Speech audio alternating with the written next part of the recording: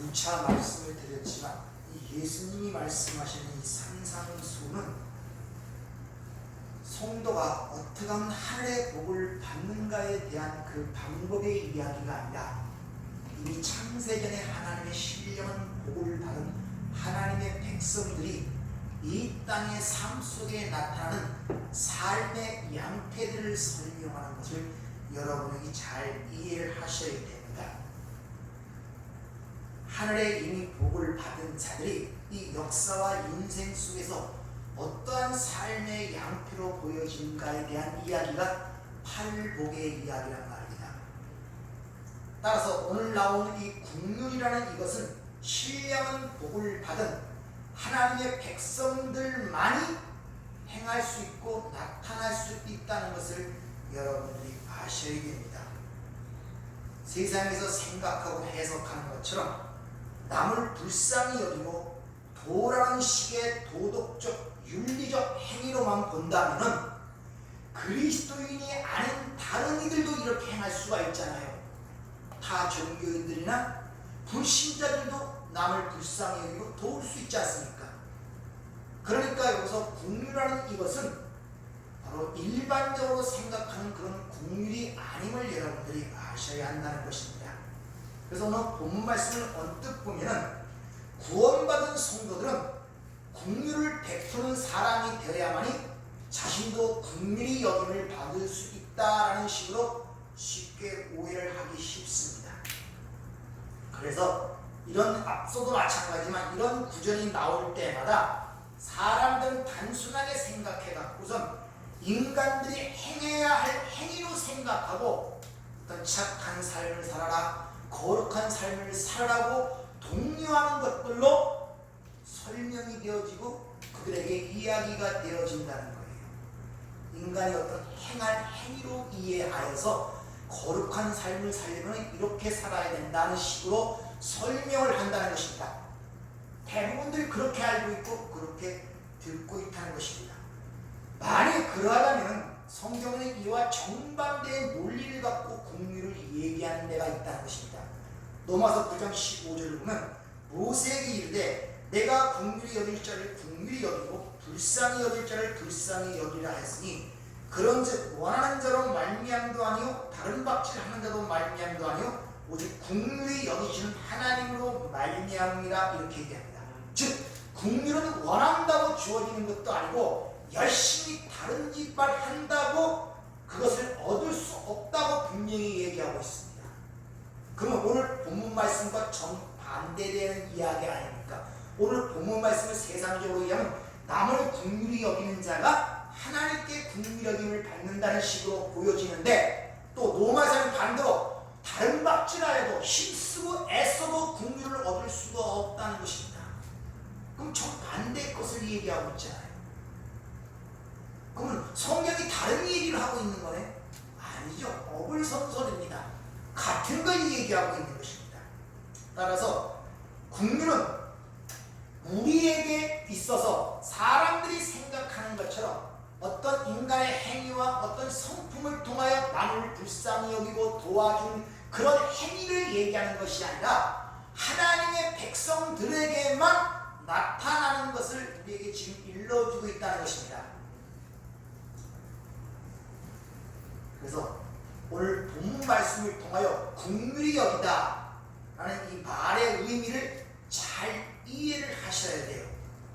오늘 본문에서 긍휼이라고 번역된 단어가 헬라어로 엘라우스입니다. 엘라우스. 이 히브리 단어는 라함 또 헤세드라는 단어 히브리 단어가 그게 70년 번역으로 헬라어로 해석될 때 엘레오스 긍휼로 그렇게 해석이 됩니다. 근데 그 단어들 라함이나 헤세드라는 그 히브리 단어를 이렇게 사전적 의미를 보면은 슬픔, 애통, 자비, 은혜라는 그런 뜻을 담고 있단 말입니다. 즉 긍휼이라는 그 단어 속에는 슬픔과 애통뿐만 아니라 자비와 은혜라는 의미를 함께 담고 있단 말이에요. 따라서 성경이 말하는 긍휼이라는 것은 자신, 나나 남들의 상태나 어떤 그런 것을 보고 슬픔과 애통을 느끼는 동시에 또 나와 그러한 자들에게 하나님의 자비와 은혜가 필요하다는 것을 공감하는 것을 긍휼히 여긴다, 그런 의미란 말입니다. 다시 긍휼히 여긴다는 것은 남의 어떤 상태를 보고 거기에 슬픔과 애통함을 갖는 동시에 그렇기 때문에 하나님의 자비와 은혜가 필요하다는 생각을 공유하는 것을 긍휼히 여긴다, 그런 의미를 갖고 있단 말입니다. 그러니까 나도 긍휼히 여김을 받아야 되고 남도 긍휼히 여김을 받아야 된단 말입니다. 앞서 심령의 가난함이나 애통함이나 온유함도 마찬가지지만 그렇기 때문에 긍휼은 인간이 만들어낼 수 있는 어떤 감정이나 행위를 이야기하는 것이 아니라 하나님의 은혜의 왕노릇에 의하여 끌려가는 하나님의 백성들 안에서 만들어지는 하나님의 작품인 것입니다. 하나님의 성품이란 말이에요. 그것이 인간의 노력으로 인하여 만들어지는 것이 아닌 것입니다. 그 하나님의 긍휼이, 또 그 긍휼이 되신 주님이 바로 우리에게 주어진다는 말이에요. 그래서 시편 62편 12절을 보면 이런 말씀이 있습니다. 주여, 인자함은 주께 속하오니 주께서 각 사람의 행위대로 갚으십니다. 여기서 인자함이라고 번역된 히브리어가 헤세드입니다. 그런데 그것이 70인역 헬라어로 번역될 때 긍휼, 엘레오스로 번역이 되고 있죠. 즉 그것이 주님께 속했다는 것입니다. 그래서 이게 원문대로 해석을 하면은 주님이 긍휼이십니다, 이렇게 얘기를 하는 거예요. 그런데 뒤에 보면 주께서 각 사람이 행한 대로 갚으십니다. 바란스가 안 맞죠. 주님이 긍휼이신데 사람의 행한 대로 그에게 어떤 형벌을 내린다 그러면 그건 긍휼이 아니잖아요. 그러니까 앞뒤가 이 문맥이 맞지 않기 때문에 이 논리는 뭐냐, 하나님의 공의대로 심판하시면 전부 다 죽는데 거기에 하나님의 긍휼이 개입될 때만이 너희가 살아날 수 있다는 것을 지금 우리에게 일러주는 것이 바로 시편 62편의 말씀이란 말입니다.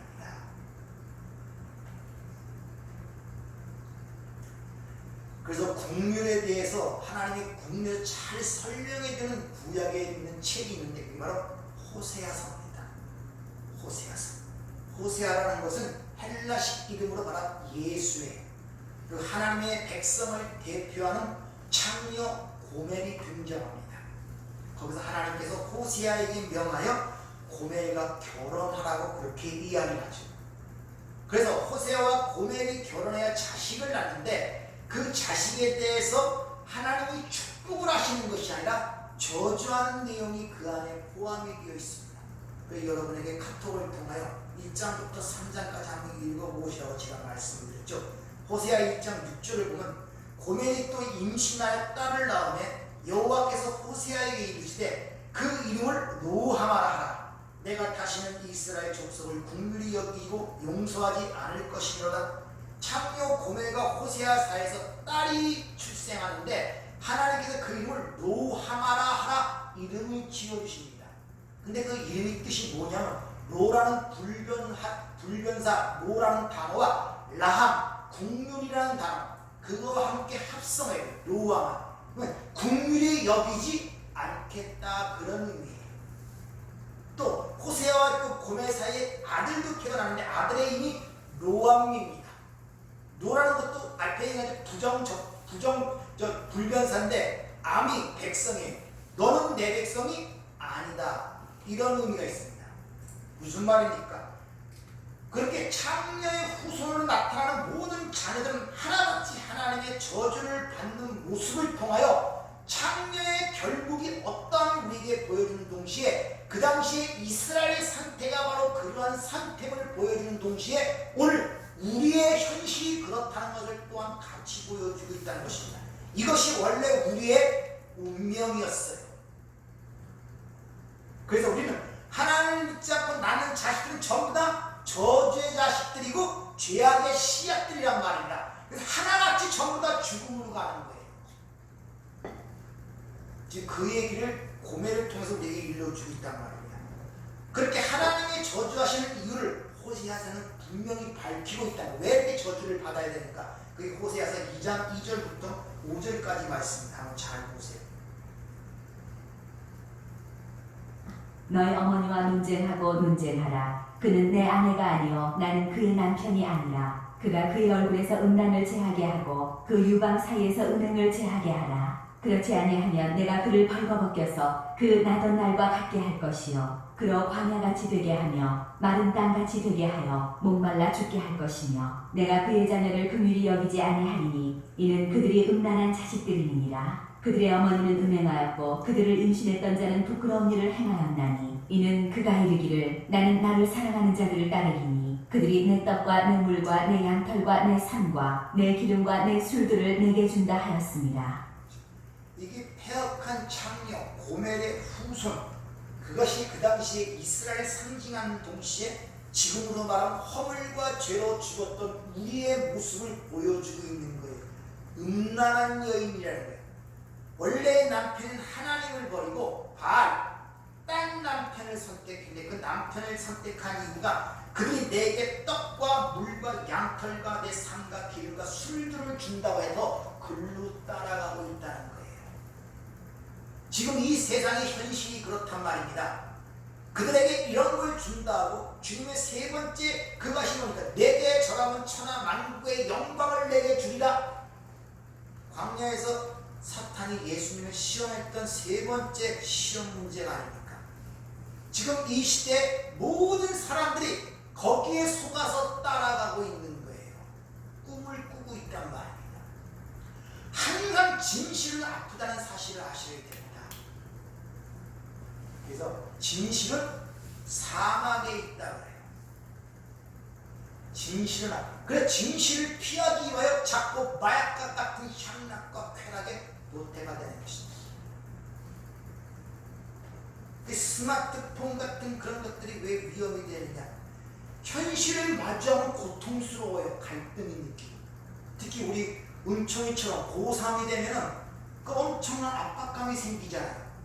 근데 그런 걸 당하기가 힘듭니다. 그러니까 잠시 쉬기 위해서 스마트폰을 보면 거기는 고통이 없어요. 고통이 없어요. 그럼 거기에 자꾸 몰입을 하게 돼요. 왜? 이 고통을 직면하지 않기 위해서. 근데 어느 게 진짜 현실입니까? 고3을 해서 시험을 보는 것이 진짜 직면할 현실이고 고통이란 말입니다. 근데 그걸 싫어해요. 아프리고 고통스러우니까. 그래서 사람들은 진실을 외면하고 가짜의 쾌락을 쫓아 살아가는 게 이 세대의 사람이기 때문에 이 세상의 모든 삶의 형태의 가장 중심이 쾌락입니다. 이 사탄이 그걸 주는 거예요. 사람들은 계속 거기에 몰입을 하고 빠져 깨어나기를 싫어해요. 왜? 현실은 고통스럽거든요. 그러나 그것이 진실이란 말입니다. 네. 따라서 우리가 이렇게 허물과 죄로 죽은 우리들을 하나님께서 신부로 삼아주는 거예요. 그걸 구원이라고 해요. 근데 그 신부로 삼기 위해서 바로 거기에 부어지는 것이 하나님의 긍휼이라고 합니다. 그것을 긍휼이라고 해요. 그래서 호세아 2장 23절을 보면 내가 나를 위하여 그를 이 땅에 심고 긍휼히 여김을 받지 못하였던 자를 긍휼히 여기며 내 백성이 아니었던 자를 향하여 이르기를 너는 내 백성이라 하리니 그들이 이르기를 주는데 하나님이시라 하리라 하시느니라. 이렇게 평생 창녀짓만 하던 고멜에게 값없이 부어지는 것이 바로 하나님의 긍휼인데 그 긍휼이 얼마나 큰지를 보면 호세아서를 읽어보지만 창녀 고멜은 호세아와 결혼했음에도 불구하고 옛 버릇을 버리지 못하고 계속 집을 나가서 그런 음행을 저지르죠. 그때마다 호세아가 가서 그를 데려옵니다. 하나님 명령했다. 결국 단물을 다 빨린 고멜은 노예 시장에 팔려버립니다. 노예, 고깃덩이로 팔린단 말입니다. 그렇게 노예 시장에 팔린 그 고멜을 극하기 위해서 보면은 보리 한 홈의 말과 은 15을 갖고 그를 사옵니다. 이것이 은 30이에요. 즉 신랑의 목숨값을 갖고 은 30을 가지고 사오는 것이 바로 긍휼이란 말입니다. 그게 하나님의 긍휼이에요. 하나님의 목숨값으로 노예시장에서 그를 사와 자신의 신부를 삼는 것. 사도 바울이 이 호세아서를 인용하여 로마 교회에 이렇게 써보냅니다. 로마서 9장 23절 26절을 한번 보도록 하죠.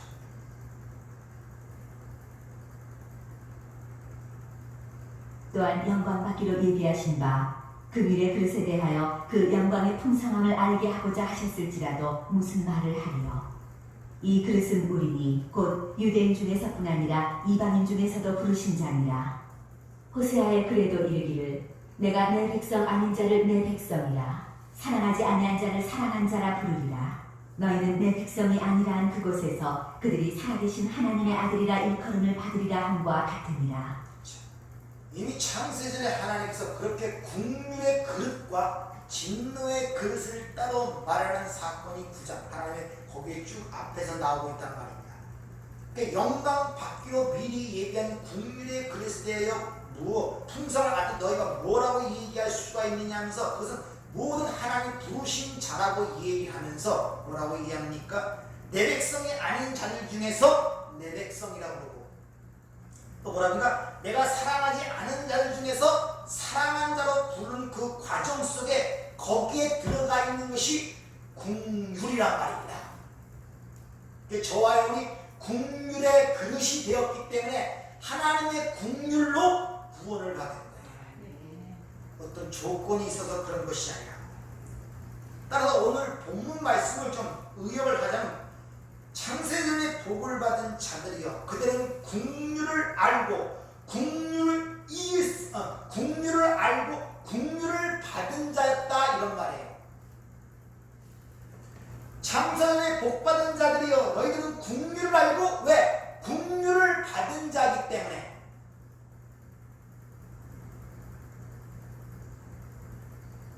그런 것을 모르면 이 시각이 바뀌지 않아고 오전에 얘기하는 것처럼 바리새인이 되는 거예요. 긍휼을 받아 즉 창녀 고멜이 하나님의 긍휼을 받아 하나님의 신부가 되는 그 구원을 이해하지 못하면 바리새인이 된다. 그게 부자란 말입니다. 그들은 항상 남들과 비교하여 깊은 부러움을 내놓고 그것이 영혼을 가르는 부러움인 줄 모른단 말입니다. 그리고 묵시 속에 영원한 세계에 가니까 비로소 거기서 고통 가운데 깨닫는 거예요. 자, 그러면 하나님의 긍휼을 안다는 것과 그 긍휼이 있다는 것은 무엇을 의미하는가를 한번 살펴보도록 하겠습니다. 신약에서 이 긍휼이라는 단어가 여러 군데 쓰이는데 특히 마태복음 9장 27절 이하에 보면 거기서 맹인의 사건이 나옵니다. 예수께서 거기서 떠나가실 때 두 맹인이 따라오며 소리질러 이르되 다윗의 자손이 우리를 불쌍히 여기소서 하더니 예수께서 집에 들어가시며 맹인들이 그에게 나오거늘 예수께서 이르시되 내가 능히 이 일을 할 줄을 믿느냐 대답하되 주여 그러하오이다 하니 이에 예수께서 그들의 눈을 만지시며 이르시되 너희 믿음대로 되라 하시니 여기서 두 맹인이 주님께 지금 그 불쌍히 여기소서 하는 말이 그게 엘레오스 긍휼이란 말이야. 긍휼. 하나님의 긍휼을 바라는 거예요. 그리고 거기에서 그들의 눈이 고쳐지는 사건이 나오죠. 근데 28절 보면 예수께서 두 맹인에게 긍휼을 베푸시는데 그 긍휼을 베푸시는 이유가 후반전에 기록이 돼 있어요. 그게 뭐냐면 바로 믿음이라는 것입니다. 그래서 내 믿음대로 될지어다 이렇게 얘기하죠. 그러니까 예수께서 우리에게 긍휼을 베푸시는 근거가 우리의 행위나 업적이나 공로에 의한 것이라 뭐에 의하여? 믿음에 의하여 긍휼을 베푸신단 말이에요. 똑같은 상황이 마태복음 15장에 보면은 한 가나안 여인이 자기 딸이 귀신 들림을 갖고 나오죠. 거기서 뭐랍니까? 거기서도 불쌍히 여겨달라고 주님께 간청하는 모습이 나옵니다. 거기서도 불쌍히 여겨달라는 그 말이 긍휼 엘레오스란 말입니다. 근데 거기서 보면은 이 여자를 향하여 여자여 내 믿음이 크도다 이렇게 얘기해요. 즉 여기서도 믿음이라는 것을 우리에게 보여주고 있다. 그러니까 우리에게 긍휼을 베푸는 근거가 믿음이라는 것을 우리에게 보여주고 있단 말입니다. 그런데 이 지상에는 묵시 속에서도 국률의 얘기가 나와요. 오전에 말씀드린 것처럼 부자가 그 묵시 속에서 구렁을 내고서 나사로를 보내어 내 혀에 물 한 방울 찍어내면서 아브라함에게 나를 불쌍히 여기서도 하죠. 근데 거기서는 단호하게 거절하죠. 여기서도 거기 건너갈 수도 없고 거기서도 여기를 건너갈 수 없다. 그러니까 이 세상에서만 그 국률이 되는 것입니다. 하나님의 국률. 따라서 하나님의 국률은 그 믿음을 전제로 당신의 백성들에게 부어진다는 것을 우리에게 보여주고 있단 말입니다. 따라서 하나님의 국률을 입은 자는 반드시 그 삶 속에 뭐가 드러나겠습니까? 믿음이 드러나게 됩니다. 네, 믿음을 근거로 국률이 부어지기 때문에 그러므로 성도들에게 나타나게 되는 국률이 여김이라는 것은 뭐겠습니까? 바로 예수 그리스도의 국률만, 국률신 주님만 의지하는 그 믿음이 바로 성도의 국률이 여김이라 합니다. 남을 돕고 베풀고 하는 그런 행위적인 국률이 아니라 뭐라고요? 예수 그리스도의 국률만 의지하는 그 믿음이 성도의 국률이란 말입니다.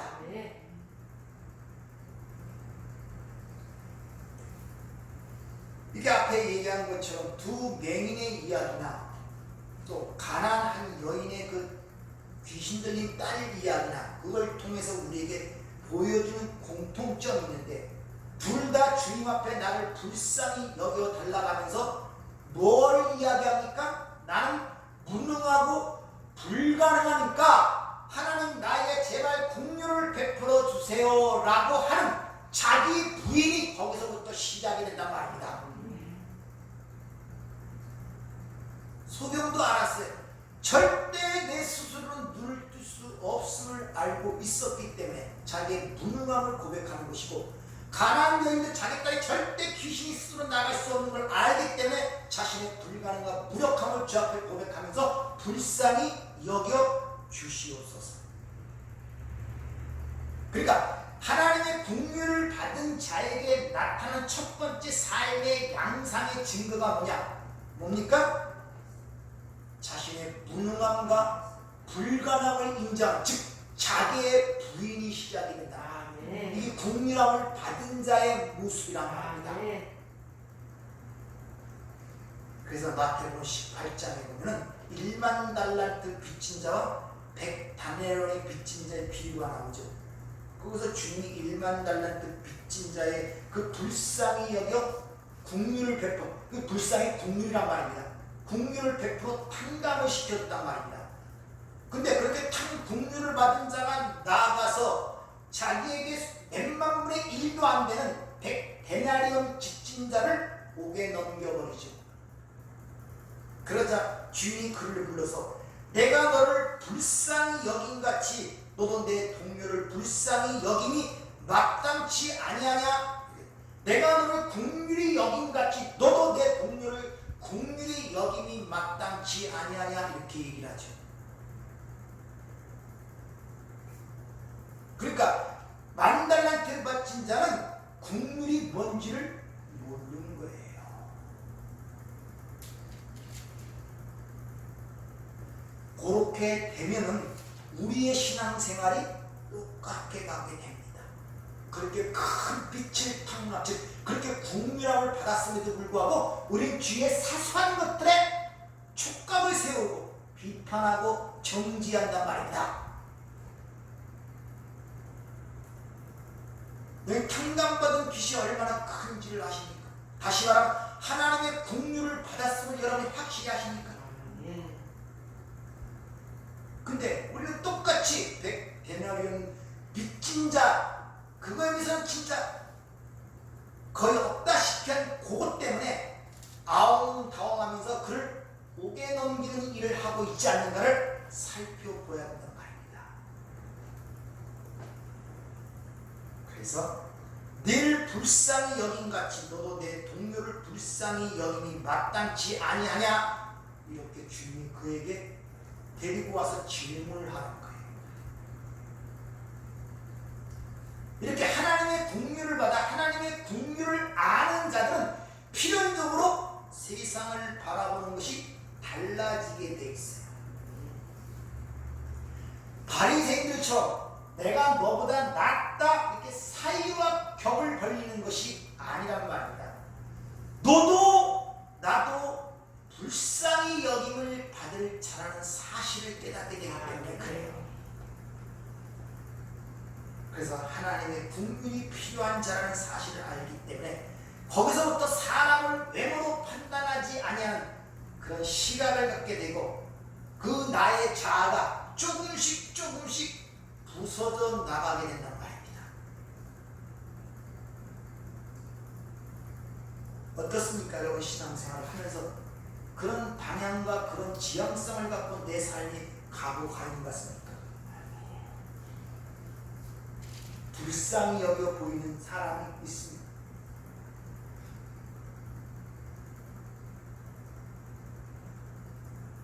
그럴 때 내 자신으로부터 용서가 일어나고 남에 대한 용서가 비로소 일어나게 되는 거예요. 용서라는 것은 시각이 바뀌지 않으면 절대 용서가 되지 않습니다.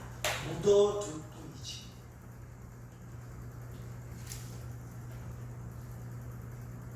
그것이 바로 믿음의 삶이며 긍휼을 받은 하나님의 백성들에게 나와야 할 긍휼이란 말입니다.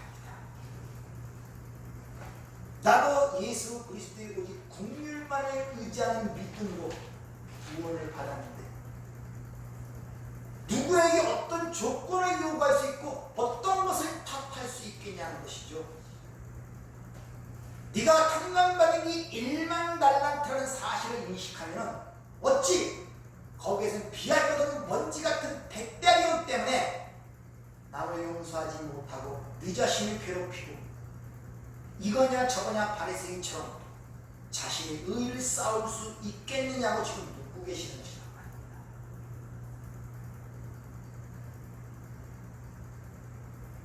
이같이 하나님의 긍휼을 받고 긍휼을 아는 자들은 이 역사와 인생을 보는 시각을 완전히 바꿔버립니다. 그래서 누가복음 10장에 보면 선한 사마리아인의 비유가 있죠. 선한 사마리아. 거기서는 마찬가지입니다. 누가 강도 맞는 자의 이웃이겠는가? 그랬더니 이르되 자비를 베푼 자, 이 자비가 긍휼, 엘레오스라 긍휼을 베푼 자입니다.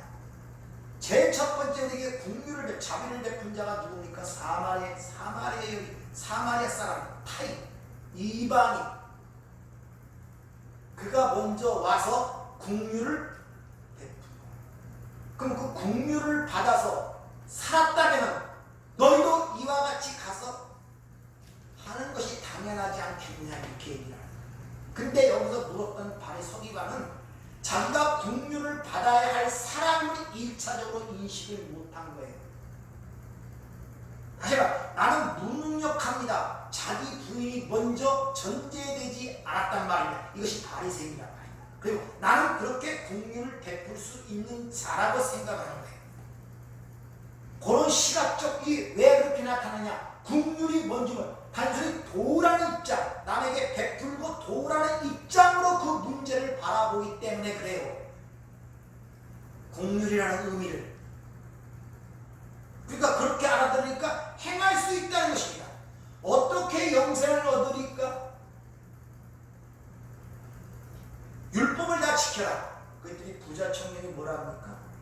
어렸을 때부터 다 지켰대요. 그렇게 지켰어요 진짜. 그러니까 주님이 묻습니다. 그러면 내 소유를 팔고 나를 따르라. 근심하여 돌아갔다는 거죠. 무슨 말입니까? 그가 율법을 지킨 것이 하나님의 영광을 위해 지킨 것이 아니라 그것이 자신의 위신과 자랑과 자기 의를 지켰음을 대번 거기서 폭로가 되는 거예요. 그러니까 그걸 버리지 못하는 거예요. 그 지킨 것이 아니라 자기 의를 쌓은 거란 말입니다. 오히려 그것이 하나님의 의를 복종치 아니하는 결과를 낳았다고 사도 바울이 자신의 경험에 의해 그렇게 고백을 하잖아요.